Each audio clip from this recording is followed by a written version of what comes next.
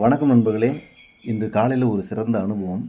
4 நண்பர்கள் ஒன்றா சேர்ந்து பேசிக்கிட்டு இருக்கிறாங்க. அதில் ஒரு நண்பர் வாழ்க்கை நிலையில்லாததுங்க, இன்னைக்கு இரவு நாளைக்கு இல்லை அப்படின்னு சொல்லிட்டு உண்மையான கருத்தை சொல்கிறாரு. நமக்கு நாளைக்கோ நாளை மறுதினமோ அப்படின்னு பேசுகிறாரு. அப்போ இன்னொரு நண்பர் கூட இருக்கிறவர் பார்த்துட்டு, வாயில் அடி அப்படிலாம் சொல்லாத, காலையில் அபசகுணமாக பேசுகிற, வாயை கழுவாமல் இப்படிலாம் பேசாத அப்படின்னு சொல்லிட்டு அவரை வந்து தடுத்து நிறுத்துறாரு.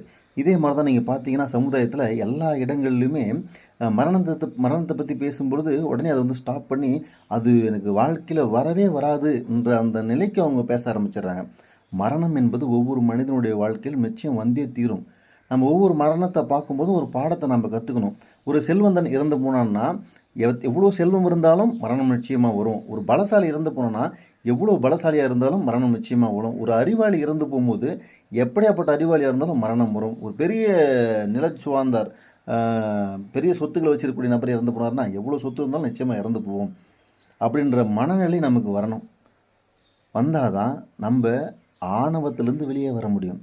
நான் என்ற அகந்தை, என்னால் எல்லாம் முடியும், இந்த மதம், இனம், மொழி, சாதி இதெல்லாம் வச்சு ஒரு வெறியோடு இருக்கிறோம் பார்த்தீங்களா, அந்த வெறி நீங்கும். என்னை பொறுத்த வரைக்கும் சுடுகாடு ஊருக்கு ஒதுக்குப்புறமாக இருக்கக்கூடாதுங்க, ஊருக்கு நடுவில் இருக்கணும்.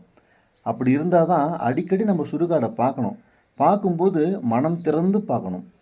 நாளை நிச்சயமாக இந்த இடத்துக்கு நாம் வருவோம், நமக்கும் இந்த இடம்தான் நிரந்தரம், அதுவும் அடுத்தவன் வரும் வரைக்கும் தான் அப்படின்ற அந்த புரிதல் இருந்ததுன்னா, நிச்சயமாக நாம் யாருடைய மனதையும் யாருடைய உடலையும் காயப்படுத்தணும் அப்படின்னு நினைக்க மாட்டோம்.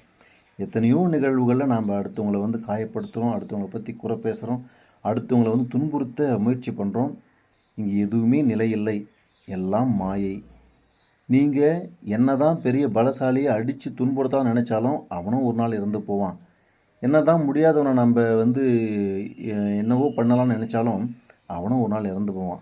எப்படியாப்பட்டவனும் ஒரு நாள் இந்த பூமியை விட்டு போக தான் போகிறாங்க. அதனால் முடிஞ்ச அளவுக்கு நம்ம வாழ்க்கையை நாம் சிறப்பாக வாழ்வோம். மரணத்தை பற்றின புரிதல் நமக்கு வேணும். நாம் இந்த உடம்பை எடுத்து சில காலம் இந்த பூமியில் வாழப்போகிறோம்.